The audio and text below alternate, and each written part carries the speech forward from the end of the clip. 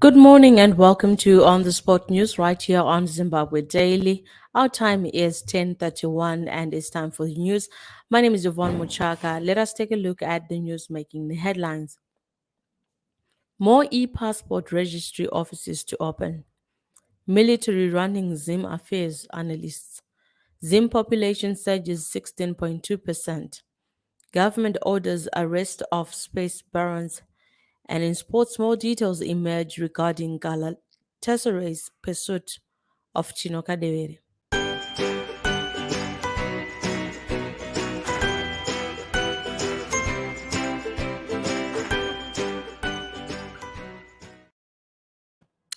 Zimbabwe has been described as a military-run state whose future is being determined by the army. This was said during a Twitter-based discussion on security sector reforms in light of the upcoming 2023 elections. Analysts said the military, which assisted President Emerson Mnangagwa to take over power from his predecessor, the late Robert Mugabe, through a 2017 coup, were the kingmakers of the land. MDC Alliance Chairperson Morgan Komichi said in reality, the country's daily operations were run by the securocrats. Political analyst Maxwell Songwe said any political party in the country that dreams of taking power should have the military on its side. But being a North legislator, Prince Tubeko Sibanda of the Citizens Coalition for Change said the military could not be blamed for chaos in the country as it was also suffering due to the economic quagmire. Zimbabwe National Army spokesperson Colonel Alpheus Makotore refused to comment on the issue. The Civil Registry Department will soon open more e-passport registry offices at districts across the country, including in Beitbridge, where Zimbabweans living in South Africa will make applications. This is part of the Second Republic's vision to bring services closer to the people across the country, consistent with the philosophy of leaving no one and no place behind. Once opened, the Beitbridge District Registry Office will bring relief to thousands of Zimbabweans living in South Africa who used to incur costs traveling to Bulawayo, Uganda, and Harare for passports. Speaking on the sidelines of the comprehensive assessment of Zimbabwe's civil registry and vital statistics and identity management systems conference in Victoria Falls on Monday, the Civil Registry Department Registrar General Mr. Henry Tawona Machiri said the department had produced more than 140,000 e-passports since January, following the launch of the facility by President Mnangagwa in December last year. He said the department's ultimate goal is to be as close to citizens as possible. Zimbabwe's population has increased by 16.2% from the 2012 statistics of 13.1 million and now stands at over 15.1 million. Preliminary national census results released by the Zimstat showed yesterday. Announcing the results in Harare, ZIMSA Director General Taguma Mahonde said they had received guidance from President Emerson Mnangagwa and his deputy Constantino Chiwenga throughout the census process. The preliminary results show that Harare province has the highest concentration at 16% of the total population in the country, followed by Manicaland and Mashonaland West provinces at 13.4 and 12.5% respectively. Females constitute the majority of the population, numbering over 7.8 million or 52%, compared to the male population of 7.2 million or 48%. The results give a sex ratio of 92 males for every 100 females. The census results also reveal that more people in the country have migrated to rural areas, 61.4%, than from the rural areas to the urban areas, 38.6%. However, the number of urban dwellers has risen since 2012. Mahonde said dissemination of more census results would be staggered in different modules categorized as demographic characteristics, housing characteristics and living conditions, functioning immigration, death, education, fertility, and labor force. The 2022 census, which ran from April 21 to 30, was Zimbabwe's first digitized census.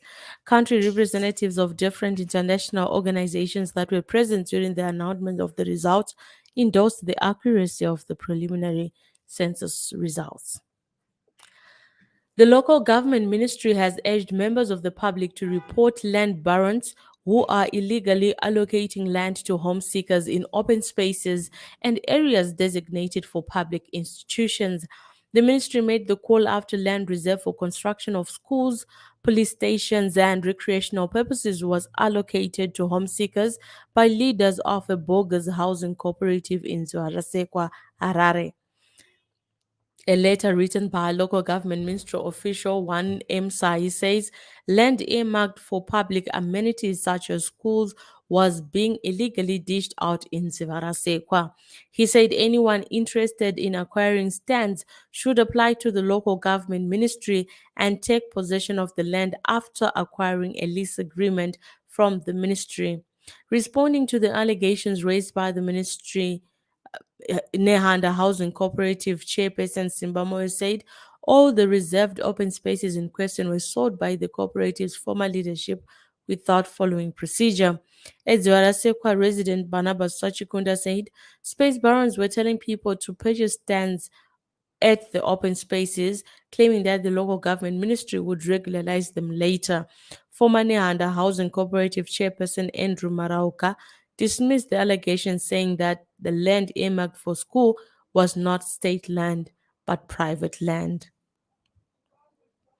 Old Mutual, one of Zimbabwe's leading financial services group, has launched a full-fledged funeral assurance service. Three branches have already been launched in Harare and Bulawayo, while several others will be rolled out in the coming few months, officials said during the launch. Officials said Old Mutual's plan was to provide a one-stop shop for financial services in the country. The service was in response to customers' call for tangible funeral services over and above the cash benefit that Old Mutual offers. The Old Mutual package would include provision of water bowsers, a nationwide bus service, and a family courtesy vehicle. For more of for more of this and other news, feel free to visit our website at www.zimdaily.com or like our Facebook page Zimdaily. You can also follow us on Twitter at Zimdaily or subscribe to our YouTube channel for more videos. In other news,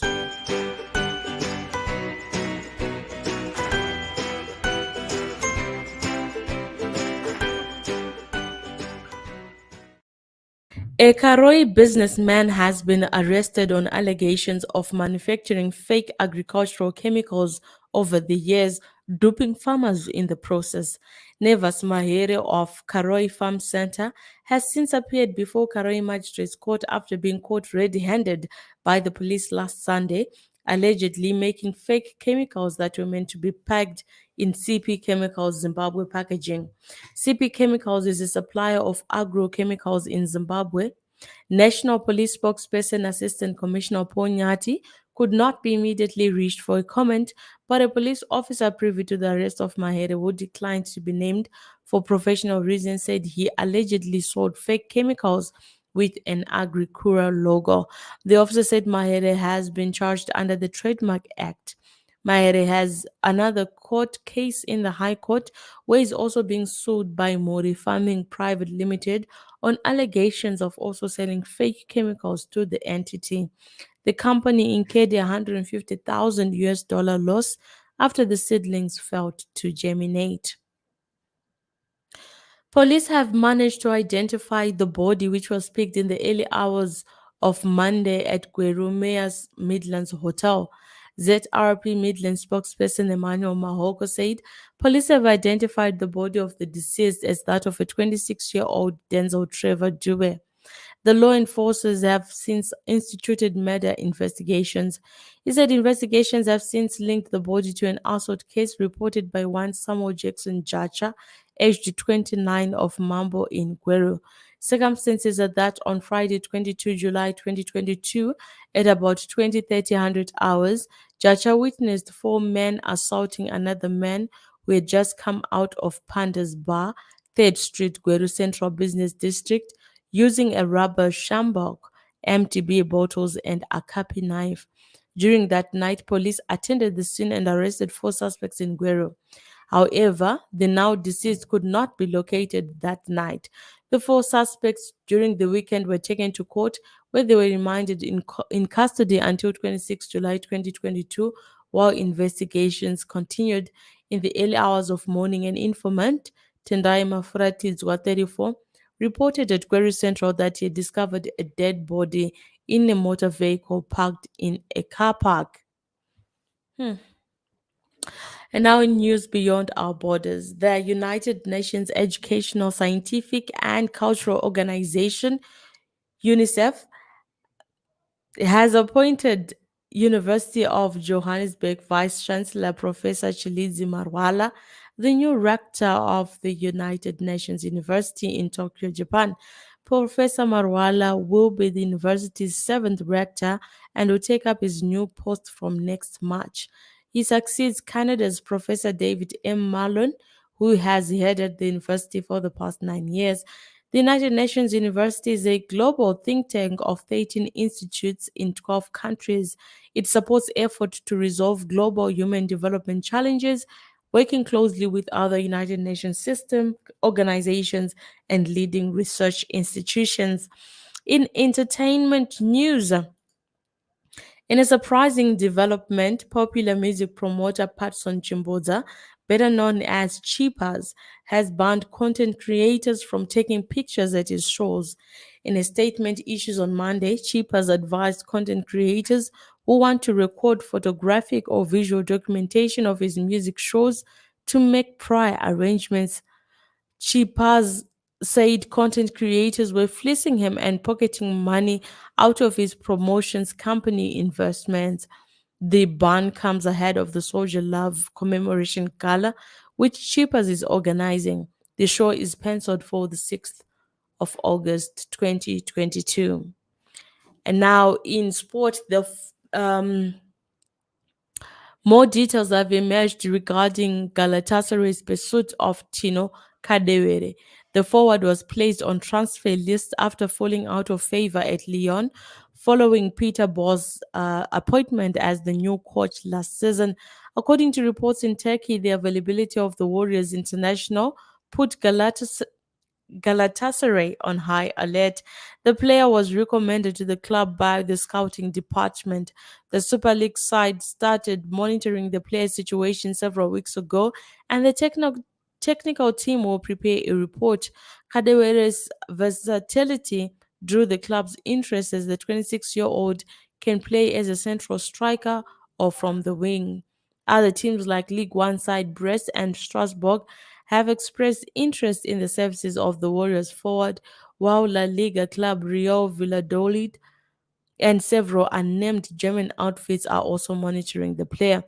Meanwhile, Kadere is currently in Netherlands with his Lyon teammates preparing for the 22-23 season. And sport news brings us to the end of our bulletin. Here are the main stories once again. More e-passports registry offices to open.